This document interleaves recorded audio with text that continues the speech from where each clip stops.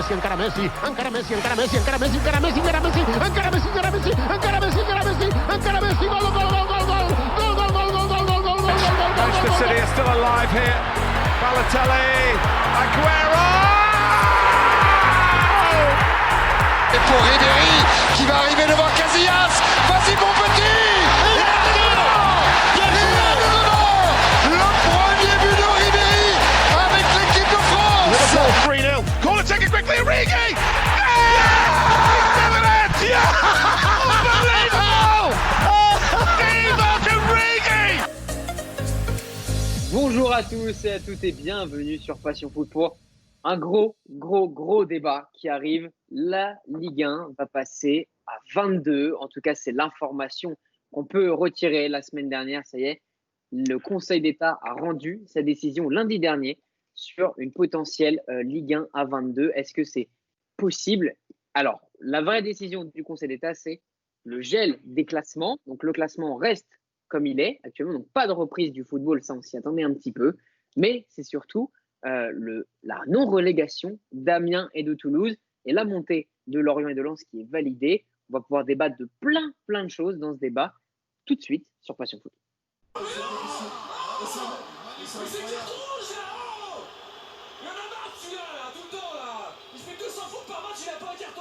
Et voilà, c'est donc officiel. La Ligue 1 va peut-être, en tout cas, passer à 22. Lyon et Toulouse ne vont pas être relégués. En tout cas, c'est l'information principale de cette décision du Conseil d'État qui, après avoir écouté les recours de Amiens, Toulouse et de Lyon, on aura notamment l'occasion de parler beaucoup de l'Olympique lyonnais.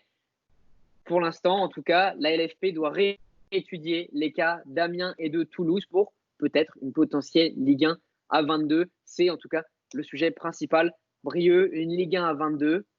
Qu'est-ce que tu en penses d'un avis global? Petit tour de table entre nous trois. Une Ligue 1 à 22, est-ce que c'est vraiment possible? Non. Enfin, pour moi, c'est possible. Bien sûr que c'est possible. Sur le plan juridique, ça doit sûrement être possible. Mais sur le plan sportif, quelle catastrophe! Quelle catastrophe! Déjà que le championnat français était considéré comme un des plus faibles en Europe parmi les 5 grands championnats. Même si on peut le dire, c'est carrément le plus faible parmi les 5 grands championnats. Et en plus de ça, on veut nous rajouter des équipes qui auraient dû être reléguées. Donc c'est une sorte de cauchemar finalement. On ne sait pas trop quand on va se réveiller. On aurait plutôt dû, selon moi, passer le championnat de France à 18 pour essayer de rehausser le niveau du championnat, comme ça c'est en Allemagne finalement. Et pourquoi pas passer la Ligue 2 à 22 comme en Angleterre. Mais là, c'est du grand n'importe quoi selon moi, ce passage à 22 clubs en Ligue 1. J'espère, et je touche du bois, que ça va pas se faire, mais bon, voilà, on n'a plus qu'à prier. C'est un peu une catastrophe, hein. Moi aussi je partage cet avis-là avant de te laisser la parole, Mathéo. C'est un peu une catastrophe pour notre championnat, on va pas se le cacher. Comme tu l'as dit, Brieux, la France, s'il y a une Ligue 1 à 22 qui arrive, sortira officiellement de ce cercle fermé des 5 grands championnats, on va dire. Ça y est, le Portugal pourra être un meilleur championnat que la France, on va pas se le cacher. Ça peut vraiment devenir comme ça. Très mauvaise décision du Conseil d'État. On sent qu'en gros, ce sont des instances qui n'ont pas vraiment, on va dire, le savoir footballistique pour vraiment comprendre tout ce que ça représente d'un point de vue purement sportif, hein, bien évidemment. On sait qu'il y a beaucoup d'enjeux économiques, à mon avis, pour des clubs comme Amiens et Toulouse de se maintenir en Ligue 1.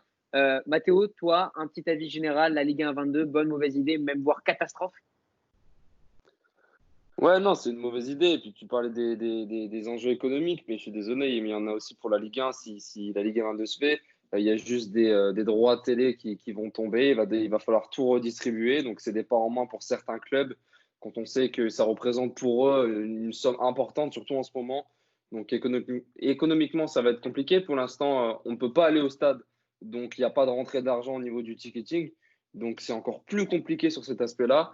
Maintenant, voilà, d'un point de vue sportif, effectivement, on ne récupère pas des cadeaux, hein. Toulouse, la serpillière de la Ligue 1 cette saison. On va pouvoir en parler, Toulouse. On a tout un sujet sur Toulouse et on va l'aborder tout de suite, hein, parce que c'est un peu la grosse info quand même. C'est pour l'instant, c'est que le gel des classements a été opéré, les classements ne bougeront plus, donc le foot ne reprendra pas. Ça, on s'y attendait un petit peu quand même. On savait que le Conseil d'État n'allait pas revenir sur cette décision.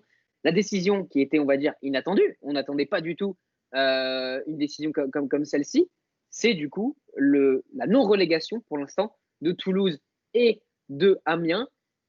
Et par contre, la montée du coup de Lens et de Lorient qui sont validés, ce qui ferait donc une Ligue 1 22. Brieux, qu'est-ce que tu en penses? Est-ce que j'ai presque envie de lâcher le mot que le maintien de Toulouse est une honte et on va dire un très très mauvais exemple? Est-ce que c'est un peu pas la fin du mérite sportif? 13 points en une saison et t'es maintenu en Ligue 1. Pour moi, je considère ça comme une honte. Comment toi tu le perçois? Moi, j'appelle ça un scandale, tout simplement. Pour moi, si on va jusqu'au bout de cette logique de garder et geler les classements, eh ben, il n'y a personne qui monte, il n'y a personne qui descend. Mais tu fais pas à moitié tu montes, à moitié tu descends. C'est soit tu montes et il y en a deux qui descendent dans le sens inverse, ça s'appelle un ascenseur, soit il n'y a personne qui monte et il n'y a personne qui descend. Mais là, c'est n'importe quoi. On ne sait pas d'où ils sortent ça, le Conseil d'État, et il fera mieux de retourner faire de la politique ou je ne sais quoi. Mais là, c'est n'importe quoi. Tu fais pas du. C'est n'importe quoi, et c'est à l'image de comment est géré le sport français aujourd'hui, et c'est très très malheureux. C'est bien malheureux d'avoir des décisions comme ça et qui sont prises on ne sait pas par qui, on ne sait pas comment, on ne sait pas dans quelles conditions. On dit oui, mais on ne sait pas pourquoi. Enfin, c'est du grand n'importe quoi, Donc on l'a dit, c'est le Conseil d'État, c'est donc purement de la politique. Aucune instance de football n'est rentrée. C'est même pas par exemple le TAS qui aurait pu, pourquoi pas prendre cette décision, même si je pense que ça va arriver, hein, vous inquiétez pas, parce que Jean-Michel Aulas a quelques idées pour aller saisir le TAS, pourquoi pas. Hein. Mathéo, qu'est-ce que tu en penses, toi, un peu de ce maintien de Toulouse et donc le maintien d'Amiens aussi, si on gèle les classements, comme l'a dit Brieux, pas de montée, pas de descente, ou alors justement on garde ce système-là de 2 montées, de descente, mais pas de barrage? C'est une décision compliquée quand même à prendre, mais est-ce qu'elle est vraiment utile, cette décision? Est-ce que c'est pas vraiment, on va dire, une honte, tout simplement? Mais sans manquer de respect à ces clubs-là, je vois beaucoup sur la communication Facebook, tout ça, ils prennent vraiment, le sport va gagner si on reste en Ligue 1. Mais de quoi vous parlez? Surtout Toulouse, je suis désolé, mais c'était horrible. Ils se sont fait écraser à chaque rencontre, ils se sont pris des tonnes de buts. C'était vraiment nul à voir jouer, vraiment. Sachant que Mediapro, ça va coûter 25 € l'année prochaine. Bon. Donc voilà, non, pour moi, c'est une honte, je suis totalement d'accord avec vous. Et puis, si le sport gagne, eh ben, vous descendez en Ligue 2. Tout simplement. Moi, tout en respectant les clubs. Tout en respectant les clubs, mais des petites droites. C'est des droites respectueuses, ça va. C'est des droites qui sont permises. La VAR valide, en tout cas, c'est cette petite droite. Ça n'engage que moi, après. Oui, bien évidemment. On en parle du coup justement, Brieux, une Ligue 1 à 22 aussi. On va parler sur une partie peut-être un peu plus économique du coup aussi.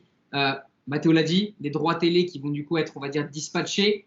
Mediapro qui va coûter 25 € par mois l'année prochaine pour voir, si on prend les deux exemples, des Toulouse-Dijon, là-dessus, est-ce que le fait d'avoir une Ligue 1 à 22, ça ne va pas aussi pénaliser l'économie générale du sport? Surtout du football, enfin l'économie du football. Oui, moi je suis totalement d'accord avec ça. Mathéo l'a dit un peu, les droits TV, ça fait deux parts en plus à partager, donc forcément c'est plus compliqué et ça fait moins de sous pour les clubs qu'on en a vraiment besoin. Et là, je parle des clubs qui sont en compétition européenne, le LOSC, l'Olympique de Marseille, l'Olympique Lyonnais et le PSG notamment. C'est des clubs qui ont besoin de ces sous-là pour nous faire briller à l'international, tout simplement. Et sans ces sous-là, on se fait souiller par tous les autres championnats européens. Et c'est pas ça que doit représenter le pays dont la nation est championne du monde. On parle quand même d'un pays où la nation est championne du monde et on prend des décisions de faire des Ligue 1 à 22. Ça n'a aucun sens. On est censé prôner justement le professionnalisme, le sérieux et la formation d'excellence. Et là, on fait n'importe quoi. C'est un scandale. Voilà, Toulouse, 13 points, sa première victoire quand elle arrive à la 16e journée. Voilà, je crois que tout est dit. Voilà, non, sa dernière victoire, pardon. Donc ça fait longtemps, très longtemps, trop longtemps. Et j'ai pas envie qu'une prochaine victoire de Toulouse arrive d'ici au moins la saison 2021-2022, c'est-à-dire après une petite saison en Ligue 2. Mathéo, tu as un avis, tu veux dire quelque chose?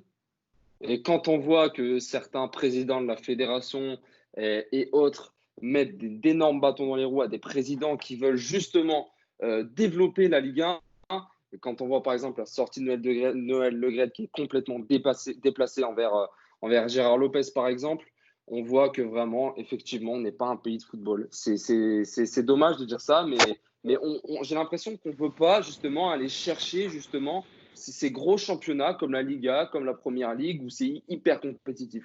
C'est dommage. C'est justement ça le problème un peu des instances qui, on a l'impression qu'ils ne connaissent pas grand-chose au football. Roxana Maracineanu, qu'on embrasse, pas du tout, qui avait déjà on va dire, taclé Jean-Michel Aulas dessus, limite en disant que le sport n'était pas une priorité. En étant ministre des Sports, je trouve ça quand même extrêmement moyen. Noël Le Graët qui attaque Gérard Lopez de manière. On vit dans une autre dimension. Il y a des choses, je ne comprends absolument pas. Je ne comprends pas. Et est-ce que justement, ce n'est pas un problème, Sabrieux? Est-ce que nos instances du football sont plus que faibles? Est-ce qu'on est vraiment sur. Est-ce que limite, si toi et moi, on devient président de la LFP, on fait mieux? C'est ça la vraie question. Mais c'est ça. Mais c'est même pas une vanne. C'est possible. Ça, c'est la vraie question et la vraie réponse, c'est oui, bien entendu. Quand on voit ce qui se passe aujourd'hui, c'est n'importe quoi. Tu l'as dit, Marachineou, on ne sait plus si elle est ministre de la Culture ou si elle est ministre du Sport. Elle dit à Jean-Michel Aulas d'aller écrire des scénarios et d'aller au cinéma. C'est bien gentil, mais c'est sur le terrain qu'on veut se faire trouver. C'est du grand n'importe quoi, Une ministre des Sports qui ne connaît pas la règle des sports, une ministre des Sports qui ne connaît pas le sport. C'est du jamais vu et je comprends pas aujourd'hui, encore une fois, ce qu'elle fait à ce poste-là. Et ce que je trouve dingue, mais vraiment ce que je trouve dingue, c'est qu'elle n'est pas plus écrite que ça aujourd'hui dans les médias généraux, j'ai envie de dire. Dans les médias du sport, forcément qu'elle est dénigrée parce que c'est du grand n'importe quoi ce qu'elle raconte. Mais dans les médias généraux, bon voilà, je vais pas citer le nom, mais c'est un oubli. Pour moi, c'est un oubli et c'est quelqu'un qui ne devrait pas du tout être à ce poste-là. On dirait qu'elle ne sait même pas comment elle a réussi à être ici, voilà, juste parce qu'elle s'appelle Marachineou, elle a fait deux saltos arrière en gymnastique, c'est très bien, bravo à toi. Maintenant, faut rentrer, voilà, non mais c'est bien gentil, je suis désolé, je parle un peu crûment, mais j'en ai gros sur la patate, quoi. On a tous envie de retrouver du football professionnel en France à la télé, tous les clubs, tous les joueurs, tous les supporters, je pense, même à huis clos, donnez-nous du huis clos, c'est ce qui se passe en Allemagne, en Angleterre, en Espagne, en Italie, en France, on n'est pas capable de faire ça. Faut arrêter. Ça va bien au-delà même du football, tout simplement. Je sais qu'il faut aussi de sport en général. Vraiment, avec ce confinement et cette reprise des championnats en fait, la France, le sport est niche, en fait. Que ce soit le football, mais tous les autres sports, que ce soit le basket, le tennis, on met des limites vraiment alors que le sport est juste un simple divertissement et qu'il n'a aucune valeur. C'est juste pour faire plaisir à trois beaufs avec leur bière, bien évidemment. En tout cas, c'est moi comme ça que je le perçois, hein, vraiment. Mais de toute façon, on va parler cru tout de suite, Mathéo, c'est sûr. Toi, qu'est-ce que tu en penses un peu de savoir vraiment, ça y est, la France n'est pas un pays de football et encore moins un pays de sport. On l'est par opportunisme. Est-ce que tu es d'accord avec ça? Non, mais ce qui est dingue, c'est qu'on voit que quand même les équipes, je dirais les ligues nationales de football, par exemple, rayonnent au haut niveau, mais les championnats, tout ça, ça stagne. Et j'ai l'impression que au lieu de faire un grand pas en avant, on fait le moonwalk. C'est comme ça que je le vois. Et non, vraiment, il faut mettre des gens compétents qui connaissent le milieu du sport, qui ont peut-être déjà joué au haut niveau, qui savent comment ça marche, qui savent comment développer quelque chose, parce que là, c'est absolument pas le cas. Et même quand on voit toutes les réglementations qui sont prises dans les stades, de moins en moins de liberté, d'entertainment, c'est vraiment dommage. Vraiment dans tout cet aspect qui pourrait devenir un spectacle et un vrai business, un vrai bienfait pour l'économie, parce qu'un championnat qui marche, c'est des emplois créés, c'est tout un ensemble de choses qui est favorable pour le pays. Et il faudrait s'en rendre compte et changer tout ça. Ça devient vraiment nécessaire parce que sinon, on va être à la ramasse. Et bientôt, notre équipe nationale ne sera même plus au niveau pour aller concurrencer l'Espagne, l'Angleterre, l'Allemagne. Donc, c'est malheureux, mais si on ne se bouge pas vite, c'est ce qui va se passer. C'est tout simple, mais quand je prends cet exemple du coup des Français, on a juste à regarder le nombre de Français qui jouent en Ligue 1 actuellement et qui sont champions du monde, par exemple. Mbappé, Kipembe, Areola, Mandanda, Thauvin. Qui jouait à Thauvin. Et objectivement, c'est pas les meilleurs joueurs dans le championnat à part Mbappé.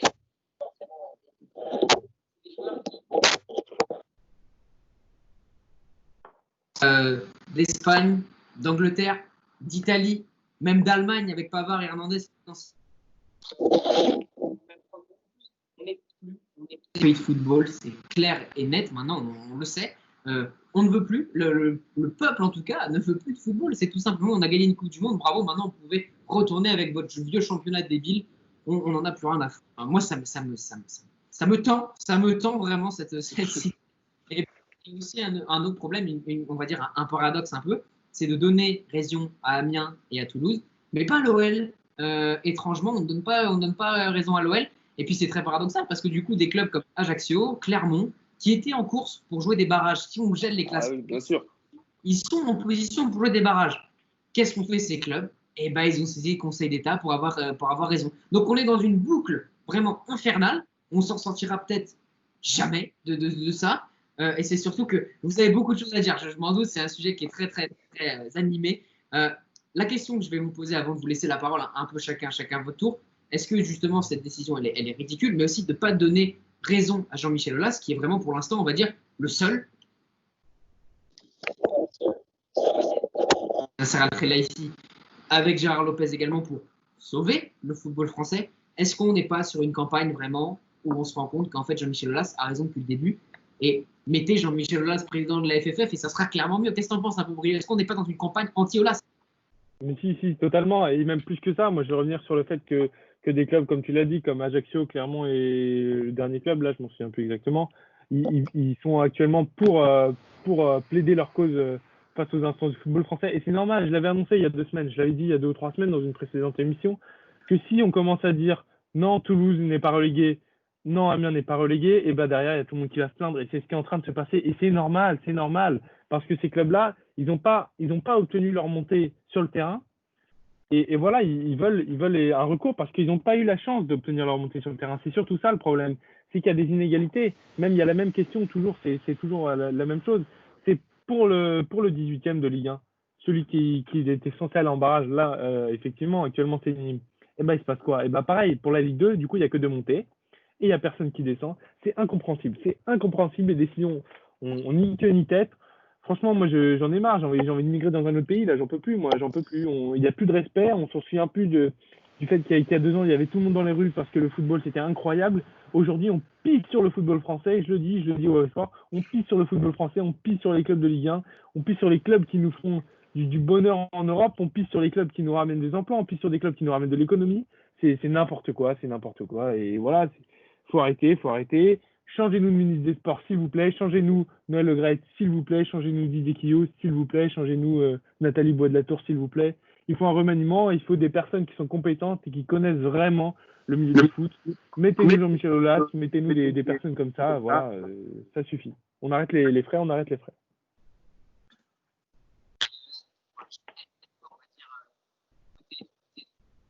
Forcément, il y aura toujours cette affiliation à l'Olympique lyonnais. Pour mettre un petit peu de respect, quand même, c'est Troyes, le 3e club. Hein. On n'oublie pas quand même nos amis troyens qui sont avec Clermont et Ajaccio en bataille. On espère, alors dans ce cas-là, si Toulouse et Amiens sont justice aussi pour ces clubs, mais ici, l'Olympique lyonnais, Lille aussi qui a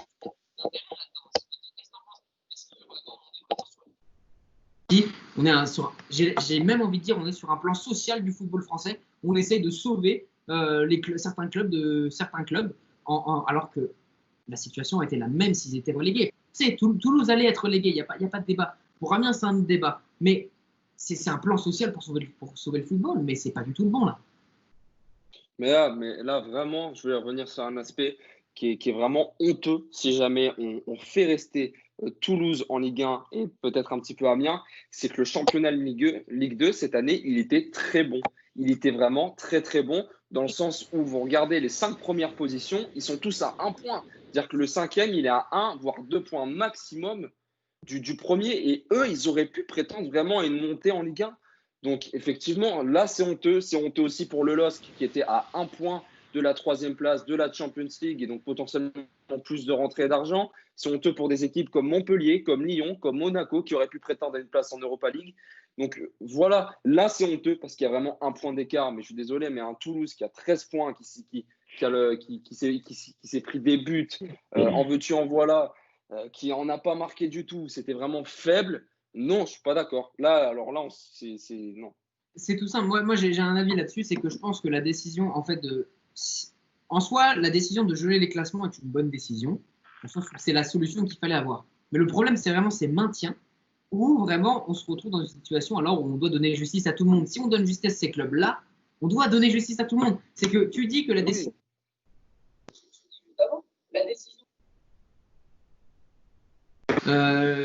Quel club tu as cité? Tu as cité Nantes aussi, je crois. Enfin, beaucoup de clubs qui, dans ce cas-là, s'il y a un club qui a raison, ils ont tous raison dans ce cas-là. Chacun défend son bout de pain. Et je pense qu'on aurait beaucoup moins de problèmes s'il y avait juste une gélation des classements. La descente de Toulouse et Amiens, merci, c'était sympa, au revoir. Mais voilà, et c'est tout con. Tu disais aussi le championnat de Ligue 2, j'ai le classement face à moi. Tout simplement, Lorient est premier avec 54 points, Lens deuxième 53, Ajaccio troisième 52, 3 quatrième 51 et Clermont 50. C'est un championnat qui est absolument magnifique et on prive vraiment ces clubs-là d'Ajaccio, de Clermont ou de Troyes d'avoir cette chance de. C'est dommage. C'est un enjeu économique qui est énorme et je ne comprends pas pourquoi on donne ce droit à Amiens et à Toulouse. Économique, c'est un enjeu purement économique, on ne va pas se mentir, il y a zéro sportif dedans, c'est un enjeu purement économique et on ne donne pas cette chance à ces clubs-là de Ligue 2 qui, une montée en Ligue 1, c'est exceptionnel. C'est exceptionnel pour un club de Ligue 2, c'est quelque chose que certains joueurs vivent comme un titre de championnat parce qu'à leur échelle, c'est quand même énorme. Tu as monté ton club en Ligue 1, c'est quelque chose d'exceptionnel. Demandez à Strasbourg tout leur remonter, regardez Liénard, il est là depuis le début, il dit la chose la plus belle qui soit arrivée avec Strasbourg, c'est la montée. C'est quelque chose d'exceptionnel. C'est quelque chose d'exceptionnel. Moi, je trouve ça vraiment honteux. Vraiment, je trouve ça vraiment, vraiment honteux. Et la question que j'ai envie de vous poser maintenant, Brieux, par rapport à ça, est-ce qu'on n'est pas sur une Ligue 1, du coup, qui nivelle par le bas, tout simplement? Si, tu as tout dit. Ça fait une vingtaine de minutes qu'on est en train d'en parler. C'est du grand n'importe quoi ce qui se passe dans le championnat français, dans les instances du football français. On devrait plutôt se tourner, selon moi, vers un nivellement vers le haut avec une ligue à 18, voire même 16 clubs, vu le niveau très faible, on l'a vu encore cette année, de quelques clubs de Ligue 1. Donc, on peut citer Toulouse notamment. Amiens, j'ai pas trop envie de les accabler non plus. Ils étaient à 4 points. Ils ont donné du fil à retordre à certains clubs de Ligue 1. Je pense notamment au PSG qui ont réussi à bien accrocher 3-3, 4-4 même chez eux à Amiens. Donc, vraiment, c'est une équipe qui avait du potentiel, on va dire, et qui peut-être aurait pu se maintenir. Mais des équipes comme Toulouse n'ont rien à faire en Ligue 1. En tout cas, cette année, ils n'ont plus rien à faire en Ligue 1. Et je pense qu'on devrait se tourner plutôt vers un championnat à 18 clubs avec du coup plus de compétitivité et encore une fois plus de droits TV, donc plus de revenus, donc un meilleur recrutement, etc. Tout qui se nivelle vers le haut finalement, plutôt qu'un championnat à 22 avec moins de revenus.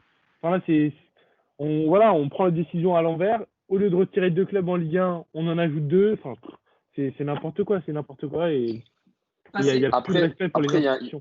Il y a un autre débat aussi qu'on pourrait avoir, je ne sais pas si c'est un rapport, mais est-ce qu'au final, une ligue fermée pour le championnat français, ça ne peut pas être aussi bénéfique?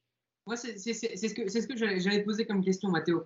Des clubs comme Lyon, comme le PSG, en voyant ces décisions, ils n'ont qu'une envie. C'est d'une Super Ligue des Champions avec que les clubs fermés. Bien sûr. C'est une décision qui peut amener qu'à ça pour ces clubs-là, objectivement. Si demain l'UEFA arrive et dit bah voilà, on a décidé nous de faire une Super League, ça sera la faute de la France de dire quitter la Ligue 1, la faute du football français et on pourra s'en vouloir calmer. On a fait vraiment de la merde, on va pas se le cacher, on a fait de la merde, genre vraiment une Super League. Mathéo, si le PSG et Lyon sont proposés là-dedans, c'est sûr ils y vont. Bien sûr, le PSG, mais même le LOSC, là, qui avec Gérard Lopez et Luis Campos, était fou après l'arrêt du championnat. Ils ont peut-être qu'une envie, c'est malheureux, mais c'est de repartir sur quelque chose de neuf et bien géré pour eux, pour qu'ils puissent se développer. Parce qu'au final, il y a un frein. Il y a un frein aussi avec le fair play financier, avec toutes ces petites choses qui empêchent au football et au club français de se développer vraiment bien. Donc, effectivement, après, il ne faudra pas venir se plaindre. Mais une question que j'ai envie de te poser, Mathéo, pour reprendre un petit peu ce qu'a dit Brieux. Le championnat d'Allemagne, objectivement, on le voit depuis maintenant 3 semaines, parce que c'était un peu le seul championnat qu'on avait.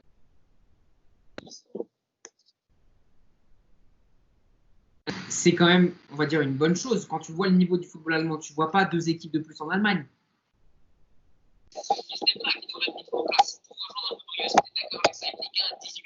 une bonne idée. Effectivement, c'est une bonne idée, mais c'est malheureux qu'on en vienne à penser ça. Mais effectivement, quand on voit le modèle allemand qui marche très bien et économiquement, les clubs sont très bien gérés, bah oui, c'est une bonne idée. Bon, en tout cas, beaucoup de choses à dire. On est tous un petit peu énervés, bien évidemment, de cette décision. On rappelle l'information du coup principal. Mais on s'y dirige quand même très vite, un peu trop. On a été très actifs pour signer la fin du championnat. On est beaucoup trop pour désigner comment ça va se passer pour la suite. On espère en tout